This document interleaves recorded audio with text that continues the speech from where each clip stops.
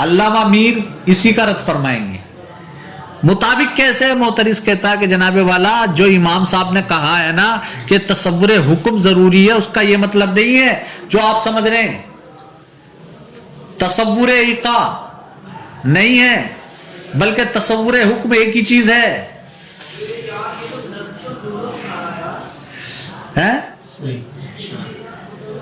ایک ہی چیز ہے. جیسے آپ کہو چاندی کی انگوٹھی، ابے تو جو انگوٹھی وہ چاندی، جو چاندی وہ انگوٹھی، تو ایک ہی تو چیز ہوئی نا بھائی صاحب. مطلب تصور حکم انہوں نے بولا، اس سے یہ ایک ہی چیز مراد ہے اور وہ حکم نفس حکم. تو اجزاء 4 سے زیادہ کہاں ہوئے؟ یہ عبارت پہلے احتمال کے مطابق نہیں ہے. ہاں معترض کہہ رہا پہلے عبارت کے مطابق نہیں، پہلے احتمال کے مطابق نہیں ہے بلکہ دوسرے احتمال کے مطابق ہے. علامہ امیر کہتے ہیں ختم، نکل یہاں سے. 4 سے زیادہ علامہ امیر 4 سے زیادہ کا قائل ہے. اللہ نہیں قائل نہیں، علامہ امیر کہتے ہیں کہ عبارت پہلے احتمال کے مطابق ہے. معترض کہتا ہے یہ عبارت دوسرے احتمال کے مطابق ہے. تو پہلے کے مطابق ہونے سے 4 سے زیادہ 4 سے زیادہ. معترض کہتا کہ پہلے احتمال کے مطابق نہیں بلکہ دوسرے احتمال کے مطابق ہے. دوسرا احتمال کیا ہے؟ وہ یہ ہے کہ نفس حکم جو ہے جز بن رہا ہے تصدیق کا، تو 4 ہی جز رہیں گے، 4 ہی جز رہیں گے، 4 سے نہیں بڑھیں گے. معترض یہ کہتا ہے. علامہ امیر کہتے ہیں کہ یہ دوسرے احتمال کے مطابق نہیں، یہ عبارت پہلے احتمال کے مطابق ہے اور ہم ثابت کر کے بتائیں گے. جی کر دیجیے. ثبوت یہ ہے کہ جناب والا آپ نے کیسے کہہ دیا؟ امام صاحب کے نزدیک تصور، امام صاحب کے نزدیک حکم، جس حکم کو لے کر کے آپ کہہ رہے ہو نا ادراک والی بات کر رہے ہو، وہ ادراک کے معنی میں نہیں ہے بلکہ کس کے معنی میں ہے؟ وہ فعل کے معنی میں ہے. کس کے معنی میں ہے؟ ابے حکم فعل کے معنی میں ہے، فعل کے.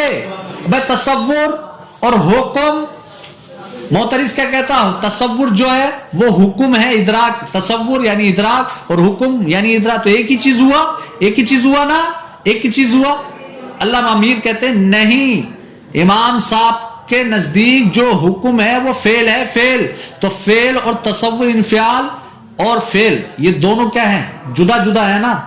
تو جب جدا جدا ہے تو ان کے نزدیک تصور حکم سے ایک چیز مراد نہیں ہے بلکہ تصور ایقاع مراد ہے، ایقاع مراد ہے. جب ایقاع مراد ہے تو ماننا پڑے گا آپ کو کہ یہ جو ملخص کی عبارت ہے امام صاحب کی، یہ عبارت پہلے احتمال کے مطابق ہے، اور جب پہلے احتمال کے مطابق ہے تو ثابت ہو گئی یہ بات کہ اس صورت میں جو ہم بطلان کی دلیل پیش کر رہے ہیں وہ یہی ہے کہ تصدیق کا اجزاء 4 سے زیادہ بڑھ جائیں گے. ترجمہ دیکھ لیجئے.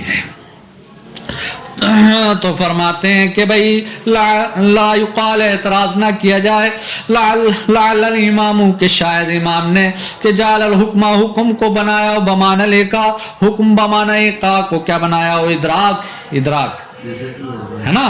کما ہوا مذہب الاوائل، جیسا کہ پہلے والوں کا مذہب ہے، پہلے جو اوائل مناطقہ ہوں گے ان کا مذہب ہے.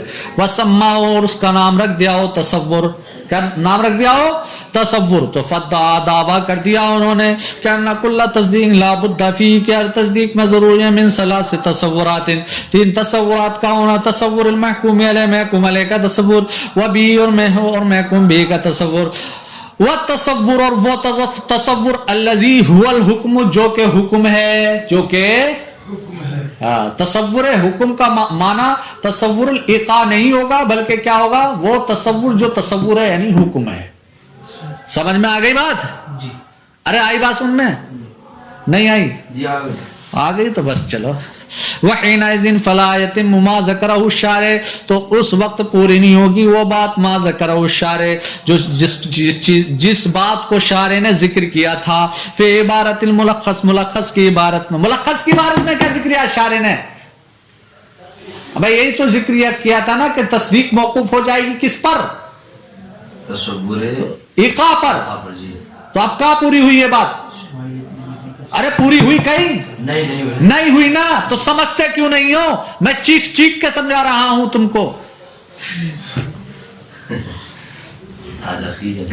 لِأَنَّا نَقُول، علامہ میر کہتے ہیں اس لیے کہ ہم کہتے ہیں مذہب الامام، امام کا مذہب یہ ہے کہ ان الایقاع، کہ تم نے ایقاع کو ادراک مانا ہے، ان الایقاع فعل، کہ ایقاع فعل ہے، یہ امام کا مذہب ہے، ادراک ہے یہ نہیں ہے، لا ادراک نہیں ہے۔ اب رہ جاتا دوسرا احتمال کون سا؟ یہی کہ عبارت میں مصنف کے دو احتمال ہیں، ایک تو حکم کا عطف محکوم علیہ پر ہو، اور دوسرا احتمال کیا تھا کہ حکم کا عطف کس پر ہو؟ تصور محکوم علیہ پر ہو۔ یہ احتمال رہ جاتا، اس کو ہم باطل کر کے بتاتے ہیں۔ علامہ میر کہتے ہیں باطل کر کے بتائیں گے، یہ تو انہوں نے قطبی کی بات لے کے دوڑی ہے۔ فعلا ھذا، تو اسی بنیاد پر وجبہ ضروری ہو جائے گا کہ ابے جب بات ثابت ہوگی تو کیا ضروری ہو جائے گا کہ مراد لیا جائے حکم سے فی تلک العبارت، اس عبارت میں النسبۃ الحکمیہ، کیا مراد لیا جائے؟ نسبت حکمیہ مراد لی جائے۔ جو تصور حکم بولا ہے وہاں کیا لیا جائے؟ نسبت حکمیہ کا تصور۔ حکم سے کیا مراد لیا جائے؟ ہاں، نہ مانو گے تو کیا لازم آ رہا؟ تصدیق کا اجزاء 4 سے زیادہ بڑھ جا رہے ہیں، تو پھر ضروری ہو گیا، کیا ضروری ہو گیا کہ آپ مانو یہ بات کہ وہاں پر تصور الحکم سے تصور ایقاع نہیں بلکہ تصور نسبت حکمیہ ماننا پڑے گا۔ نہیں مانو گے آپ، تصور ایقاع مانو گے تو تصدیق کا اجزاء 4 سے زیادہ بڑھ جائیں گے، اور یہ بات کیا ہے؟ بات نہیں سمجھتے ہو؟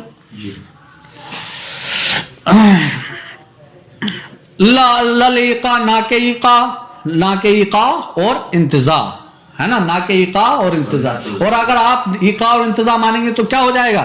وَإِلَّا لَزَادَ أَجْزَاءُ تَصْدِيق عِندَهُ، تو اجزائے تصدیق زیادہ ہو جائیں گے امام صاحب کے نزدیک علی 4 4 سے زیادہ ہے نا، 4 سے زیادہ۔ دفع کی تقریر سنو، وَأَمَّا تَقْرِيرُ دفع کی تقریر یہ ہے کہ فَيُقَالُ، کہ اگر کہا جائے لا يَصِحُ أَن يَكُونَ قَوْلُهُ، کہ صحیح نہیں ہے کہ مصنف کا قول جو ہے والحکم معطوف ہو تصور محکوم علیہ پر۔ یہ والا احتمال بچ رہا تھا نا، یہی تو خاص اعتراض ہے، تو ہے نا، صحیح نہیں ہے کہ مصنف کا قول والحکم معطوف ہو تصور محکوم علیہ پر،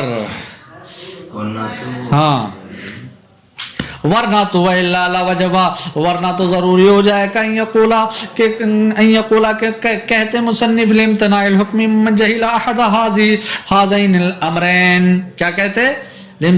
امرین کہتے، کیا کہتے؟ امرین کہتے، المحکوم علیہ و بہ، یہ مراد ہوتے ہیں امرین سے، ولو حمل الامور، اور اگر امور کا حمل درست ہو بھی جائے علی معنی الامرین، 2 امروں کے معنی پر، کما فی تعریفات ھذا الفن، جیسا کہ اس فن کی تعریفات میں ایسا ہوتا ہے کہ ما فوق الواحد پہ بولا جاتا ہے کہ نہیں بولا جاتا؟ جمع، اور حقیقی بات کیا ہے کہ جمع کس پہ بولی جاتی ہے؟ 3 سے زیادہ پر، تو 2 سے زیادہ پر، تو کم سے کم 3 پہ تو بولو۔ ارے آئی بات سن میں؟ تو اگر مان بھی لیا جائے کہ اس فن کی تعریفات میں ایسا ہوتا ہے، چلو تعریفات میں بھی مانتے ہیں، اس کے علاوہ بھی مان لو۔ اگر مان بھی لیا جائے تو خرابی دوسرے طریقے سے لازم آ جائے گی، کیا آ جائے گی کہ لا ظاہر الفساد، فساد ظاہر ہو جائے گا من وجہ آخر، من وجہ آخر، دوسرے طریقے سے، وہو عدم انطباق الدلیل، اور وہ دلیل کا منطبق نہ ہونا ہے علی المدعا، مدعا پر، یعنی دلیل دعوے کے مطابق نہیں ہو پائے گی، وہی تقریر نہ ہونے، لأن الدلیل لا یثبت، اس لیے کہ دلیل سے ثابت نہیں ہوگا الا امرین، مگر 2 امر، اور والمدعا یعنی دعویٰ مرکب من امور ثلاثہ، وہ دعویٰ وہ بنا ہوا ہے کس سے؟ 3 امور سے، ہے نا، 3 امور سے۔ وَإِذَنْ يَلْزَمُ، اور ایک خرابی یہ بھی لازم آئے گی کہ يَكُونَ ذِكْرُ الْحُكْمِ، کہ حکم کا ذکر جو ہے دعوے میں لغو ہو جائے گا، لا مدخل لَهُ، کہ اس کا دخل نہ ہوگا اس میں، فِيمَا هُوَ الْمَقْصُودُ، جو یہاں پر مقصود ہے، اور مقصود کیا ہے؟ من تقدم التصور علی التصدیق طبعاً، کہ تصور تصدیق پر طبعاً مقدم ہوتا ہے۔ ٹھیک ہے، تو کیا ہو گیا؟ وہ والا احتمال جو مصنف کا احتمال کیسے وہ ختم ہوا؟ کیسے ختم ہوا؟ اب ایسے ختم ہوا کہ جناب یہ جو احتمال ہے نا آپ کا حکم کا تصور محکوم علیہ پہ ہو یہ صحیح نہیں ہے. صحیح کیا نہیں ہے؟ صحیح نہیں. ہاں صحیح نہیں ہے. کیوں صحیح نہیں ہے؟ کیونکہ اگر آپ صحیح مان لو تو کیا لازم آ جائے گا؟ 4 سے زیادہ مراد یہ تصدیق. اب اگر آپ صحیح مان لو حکم کا عطف کس پر؟ تصور محکوم علیہ پر, تو کیا لازم آ جائے گا کہ دعویٰ دلیل دعوے کے مطابق نہ ہوگی. دلیل دعوے کے مطابق نہ ہوگی اور جو مقصود ہے ہمارا وہ بھی فوت ہو جائے گا. مقصود کیا ہے کہ تصور تصدیق پر کیا ہوتا ہے؟ تبھی تو مقدم ہوتا ہے نا. تو حکم کا تصور, حکم کو جب تصور مانو گے, ذکر کر دیا ہے تصدیق سے پہلے, اور جب تصور نہ مانو گے تو اس کا ذکر کرنا یہ لغو ہو جائے گا. اب جب تصور مانو گے جبھی تو وہ اس کا ذکر کرنا درست ہوگا. تو یہ دو خرابی لازم آ رہی ہے. لہذا آپ کا جو دوسرا احتمال معترض تم نکال رہے ہو یہ باطل ہے. تو باطل ہے تو لازم کیا آیا؟ بات کیا ثابت ہوئی؟ یہی ثابت ہوئی کہ تصور حکم ماننا پڑے گا, اور اس صورت میں کیا ہے تصدیق کے اجزاء 4 سے زیادہ بڑھ جا رہے ہیں اور یہ باطل ہے. لہذا آپ کو ماننا پڑے گا کہ وہاں پر تصور ایقا نہیں بلکہ تصور نسبت حکم یا مراد ہے. جب تصور نسبت حکم یا مراد ہوگی تو اس صورت میں کیا نہیں آئے گا؟ 4 نہیں آئے گا. تو ثابت ہو گیا کہ لا بد فیم کے اندر جو حکم ہے, حکم سے مراد کیا ہے؟ نسبت حکمیہ ہے. کیا ہے؟ نسبت حکمیہ ہے. اور جب نسبت حکمیہ ہے تو ظاہر بات ہے وہ احتمال تو باطل ہو گئے, تو دوسرے سے کیا مراد ہوگا؟ تصور ایقا, تصور ایقا ہے, اور وہ جز نہیں ہوگا اور یہ جز بنے گا. تو کتنے 4 ہی جز رہ جائیں گے, 4 ہی جز رہ جائیں گے. سمجھ میں آئی بات؟